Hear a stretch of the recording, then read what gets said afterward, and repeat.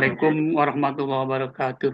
Waalaikumsalam warahmatullahi warahmatullahi wabarakatuh. Alhamdulillah, terima kasih semuanya, terutama Pak Agus. Alhamdulillah ini sudah bisa bersama-sama kita untuk melanjutkan program Golden Habit Forum. Dan yang kedua juga saya tadi senang tuh, Pak Dokter Jad banyak menambahkan. Ya, saudara-saudaraku yang dirahmati Allah, saya ambil intinya saja ya. Jadi bagaimana apa yang diceritakan oleh Allah, sifat tidak jujur ini sebenarnya sudah berangkat dari hati. Bagaimana orang-orang pembohong atau disebut orang munafik.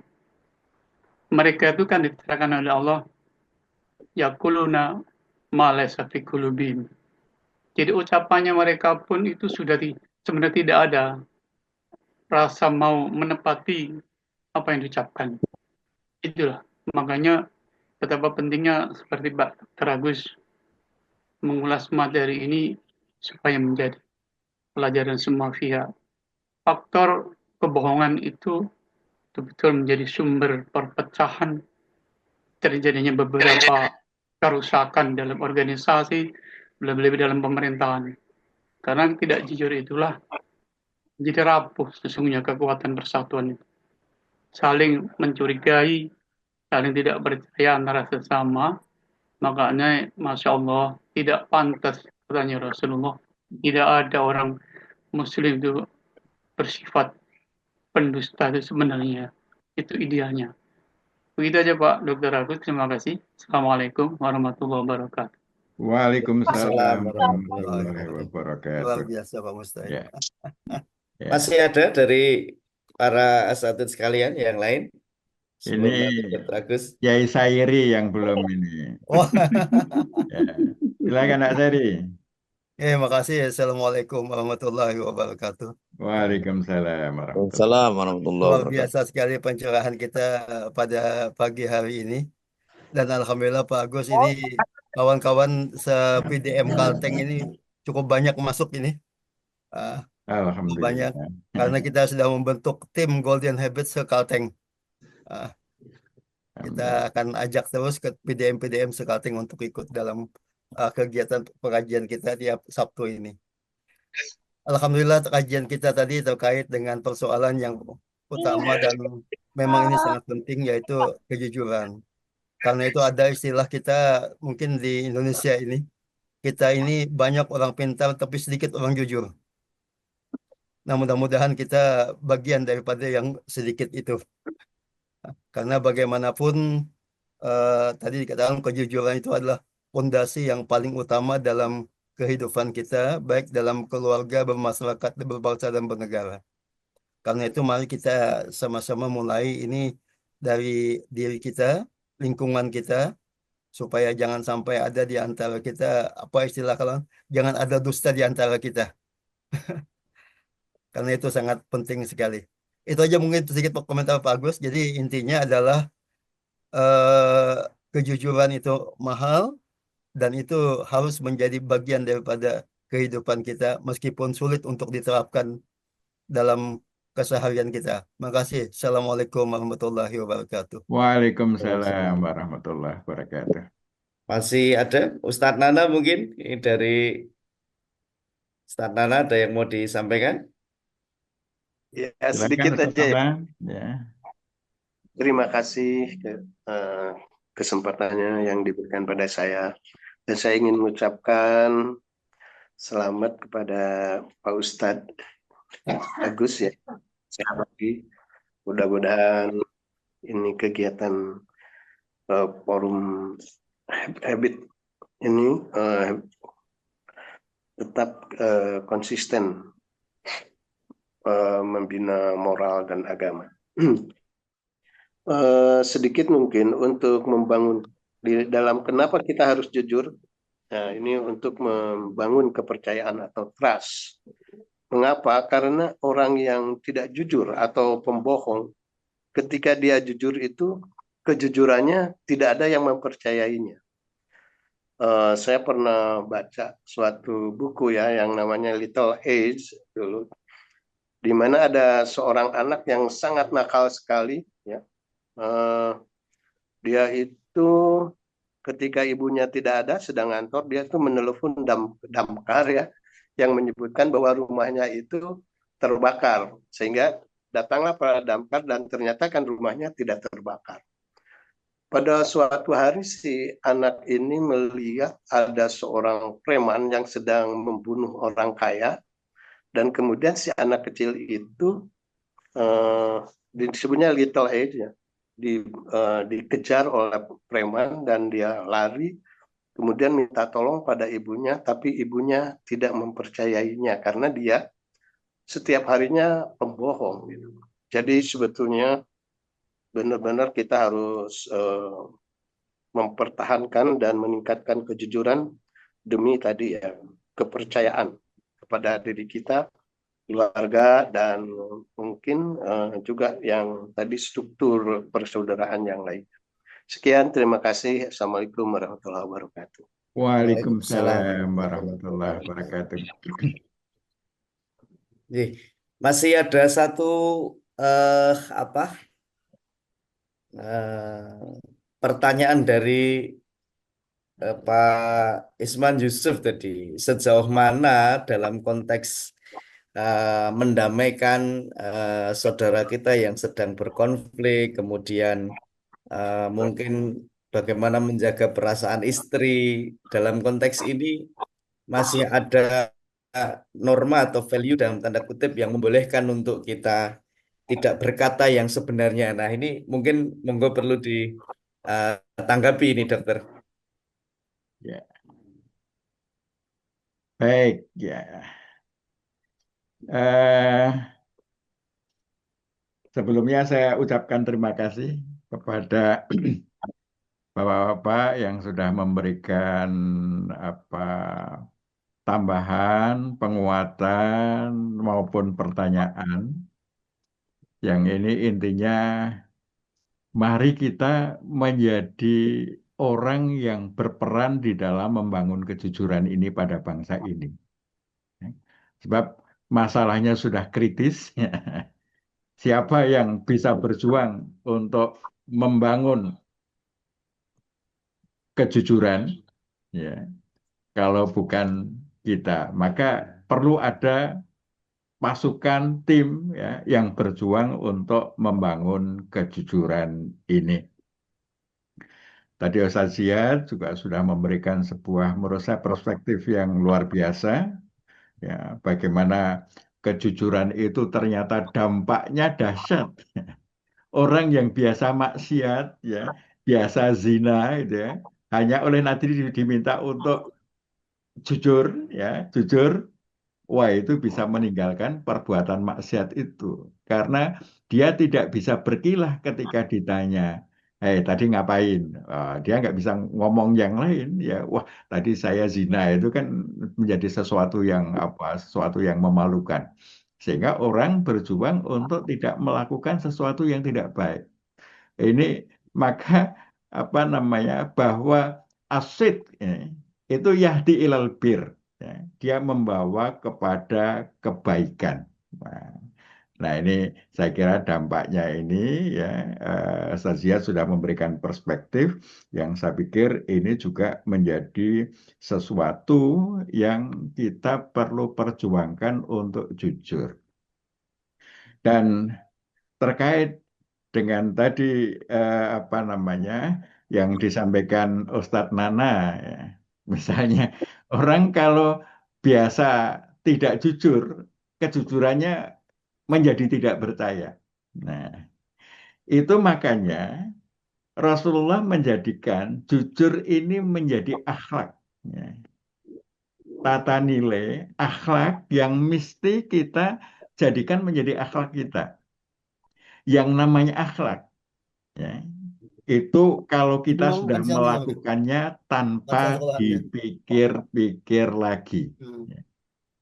Artinya sudah berjalan secara otomatis, kita melakukannya itu jujur. Otomatis, itu artinya akhlak kita jujur. Tapi kalau misalnya kita terdesak, ya, kalau tidak jujur, ya, kalau misalnya kita jujur, itu kita akan mendapatkan sesuatu yang tidak nyaman, ya. Atau kalau kita jujur, kita tidak berhasil meraih sesuatu yang menarik, ya. Misalnya hadiah, misalnya pemberian apa gitu ya. Atau kalau kita jujur, itu bisa mendapatkan hukuman, kemudian kita tidak jujur, ya. Maka jujur belum menjadi akhlak. Karena masih kita pikir-pikir, ya, masih kita pikir-pikir, ini keuntungannya apa buat saya kalau saya jujur, ya. Kalau saya nggak dapat keuntungan, ya, ya saya jujur, ya. Kalau saya misalnya nggak dapat celaka dengan jujur ini, saya jujur. Tapi kalau dengan jujur saya mendapatkan sesuatu yang tidak nyaman, maka saya tidak jujur. Berarti dalam konteks ini jujur belum menjadi akhlak. Dia masih timbang-timbang, ya, akibat dari perbuatannya, menguntungkan dia jujur, tidak menguntungkan tidak jujur. Ini bukan akhlak. Ini masih perbuatan yang dilakukan dengan pertimbangan-pertimbangan. Dan itu bukan akhlak, ya. Maka yang harus dibangun adalah akhlak. Jujur itu secara otomatis. Setiap katanya benar. Setiap perbuatannya benar. Tidak ada manipulasi segala macam, benar. Nah, itu yang namanya akhlak, dan proses akhlak ini itu mesti dilakukan terus-menerus dalam jangka yang panjang, baru dia akan terjadi proses otomatis. Ya, otomatis. Nah, terkait dengan kasus mungkin film ya itu ya Ustadz Nana ya. Film itu, ini apa namanya jujur bukan akhlak karena biasanya dia tidak jujur. Jadi si anak tadi itu jujur atau tidak jujur itu berdasarkan kepentingan.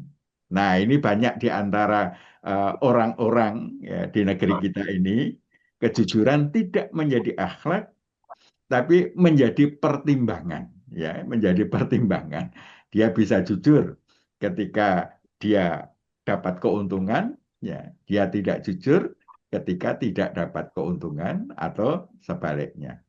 Ini yang menjadi masalah kita, yang saya kira eh, yang kita bangun adalah akhlak jujur. Nah, ini saya kira terkait juga dengan tadi yang disampaikan oleh Dr. Esman, ya. Bagaimana kalau kita bergaul dengan orang-orang tidak jujur? Karena kenyataannya kita tahu sekitar kita banyak orang-orang yang tidak jujur. Kita tahu akhlaknya tidak jujur, ya. Sekali kedapatan, oh ternyata yang diomongkan tidak benar, ya, nggak jujur. Artinya teridentifikasi bahwa kita secara kenyataan mendapatkan teman-teman atau orang-orang di sekitar kita yang tidak jujur. Nah, bagaimana terhadap mereka? Kalau saya, orang-orang yang tidak jujur ini sasaran dakwah kita. Kita ajak menjadi jujur, ya. Bagaimana kita bisa, kalau kita punya kuasa, ya, misalnya kita menjadi pimpinannya, nah kita bisa dengan reward and punishment. Ini menjadi sasaran dakwah kita, ya. Kalau kita tidak punya kuasa, ya kita sekedar mengingatkan bagaimana dia supaya jujur.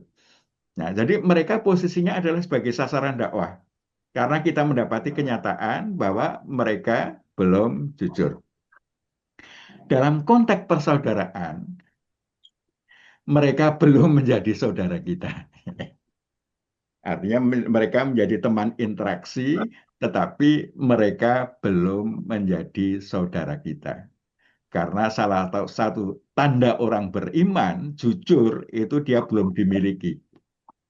Sehingga persaudaraan mukmin ini mereka sementara ya belum masuk di dalam lingkaran persaudaraan, ya dia baru menjadi lingkaran sasaran dakwah yang kita mesti berdakwah kepada mereka supaya mereka itu bisa menjadi jujur. Nah, jadi saya kira seperti yang saya sampaikan Kiai Mustain, kejujuran ini penting, ya.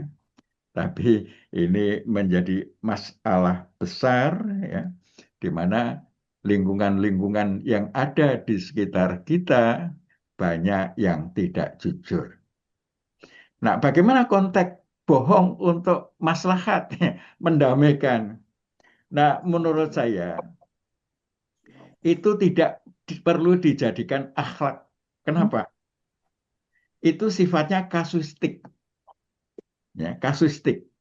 Jadi kita menghadapi suatu masalah, misalnya ada pertengkaran yang hebat antara dua orang mukmin, ya, atau masalah dengan istri. Nah, itu kan bukan sesuatu yang dihadapi secara rutin, ya. Sehingga ini pakai pertimbangan akal, ya, pakai pertimbangan akal, bukan yang secara otomatis. Pertimbangan akalnya, wah ini kalau dibiarkan begini nanti akan terjadi perang gitu. Maka kita bersiasah. Ya. Nah, siasahnya itu ya menjadi beda-beda tipis dengan bohong ya. Tapi menurut saya ini lebih ke arah siasah, bagaimana kita bisa mendamaikan. Ya. Seperti misalnya istri masaknya nggak enak ya. Kalau jujur bilang wah nggak enak gitu ya. Nah, kita tinggal bisa bersiasah ya. Misalnya masakan istri itu nggak ada yang nggak enak ya. Adanya cuma enak sama enak banget. Kalau kita merasa nggak cocok, ya enak ya. Gimana? Wah enak banget. Ya. Nah, ini mungkin bagian dari strategi kita bagaimana supaya hal-hal yang sifatnya kasuistik itu tidak menjadi tersimpan di bawah sadar sehingga kita kemudian adanya cuman dengan istri bohong untuk supaya hubungannya baik ya. Nah, ini saya kira terkait dengan itu ya Dr. Isman ya menurut saya ini tidak perlu kita masukkan di dalam memori bawah sadar, ya. Cukup di dalam memori sadar dan itu mudah-mudahan tidak sering terjadi. Mudah-mudahan tidak sering terjadi sehingga siasah kita untuk mengatasi hal itu bisa dikembangkan dengan cara-cara yang lebih baik ya. Misalnya hubungan suami istri ini kalau dibangun lebih baik ya, insya Allah itu akan jauh lebih lebih baik tanpa harus ada kebohongan tetapi berjalan dengan baik. Saya kira ini bagian dari perjuangan kita, Bapak sekalian, dan menjaga kejujuran. Ini saat ini berat, ya. Tapi meskipun berat, saya kira kita harus melakukan sampai berada di dalam kendali bawah sadar. Nah, kalau sudah di bawah sadar, itu tidak berat lagi karena terjadi secara otomatis, ya. Berjalan secara otomatis. Saya kira demikian ya. Insya Allah kajian kita tentang prinsip-prinsip persaudaraan akan kita lanjutkan pada kajian berikutnya. Demikian Bapak Ibu sekalian, terima kasih. Assalamualaikum warahmatullahi wabarakatuh. Assalamualaikum warahmatullahi wabarakatuh. Waalaikumsalam Terima kasih warahmatullahi dokter. wabarakatuh. Terima kasih. Mohon izin membacakan dalil yang tadi disampaikan oleh Dr. Agus Sukaja terkait dengan bagaimana kemudian ketika mendamaikan saudara yang sedang berselisih itu ternyata kami temukan di hadis riwayat Bukhari, nomor hadisnya 2546, kemudian Imam Muslim itu nomor hadisnya 2605. Rasul mengatakan laisal kadzabu alladzi yuslihu bainan nas fa yaqulu khairan aw yaqulu khairan. Bukanlah pendusta orang yang mendamaikan antara manusia lalu ia menyampaikan kebaikan atau mengatakan kebaikan. Hadis ini menunjukkan bahwa tujuan dari apa yang disampaikan oleh seseorang untuk mendamaikan itu adalah bertujuan mulia. Misalnya seperti mendamaikan dua orang yang sedang berselisih. Sehingga hadis ini membolehkan ucapan yang secara lahir tampak seperti kebohongan, tetapi sesungguhnya isinya adalah kebaikan. dan catatannya tentu ini tidak mengandung sebuah kezaliman. Nah, saya kira ini menjadi satu hal yang selaras dengan apa yang disampaikan oleh dokter. Kalau istilah dokter Agus Sukaat adalah siasah, begitu ya dokter J. Ini adalah bagian dari strategi gitu. Nah, saya kira ini menjadi menarik hadis ini dan ini menjadi pointers untuk apa yang disampaikan oleh dokter Isman Yusuf tadi, sejauh mana kebohongan dalam tanda kutip ketika mendamaikan, ketika menjaga perasaan dan sebagainya, ternyata Rasul mengatakan laisal kadzabu, bukanlah seorang pendusta begitu. Jadi ini tidak masuk dalam konteks kebohongan. Asal tujuannya mulia, yang dikatakan adalah kebaikan dan tidak mengandung unsur kezaliman. Itu Saya kira dalam demikian, bab Dok, ya. itu, Mas, itu dalam bab perdamaian Inji. Bukhari. Iya, Hmm. betul, Inji, betul, betul. Demikian, Bapak dan Ibu, saya kira waktu sudah menunjukkan pukul 6:32. Terima kasih atas pencerahannya pagi hari ini, Dr. Agus dan para asatidah sekalian, partisipan Golden Habit, Kiai Mustain, Kiai Sairi, Ustadz Nana, Ustadz Hiyat. Terima kasih. Kita akan berjumpa lagi di Sabtu yang akan datang, ya, Dokter. Insya Allah, insya Insya Allah. Allah mudah-mudahan dalam keadaan yang lebih baik lagi kita bisa bersilaturahim. Amin. Dengan itu Bapak dan Ibu, mari kita akhiri forum kita pada kesempatan kali ini dengan berucap syukur kepada Allah Subhanahu wa taala dengan membaca hamdalah. Alhamdulillah. Alhamdulillah. Amin. Kami akhiri, mohon maaf banyak kesalahan, banyak kekhilafan. Fastabiqul khairat. Assalamualaikum warahmatullahi wabarakatuh.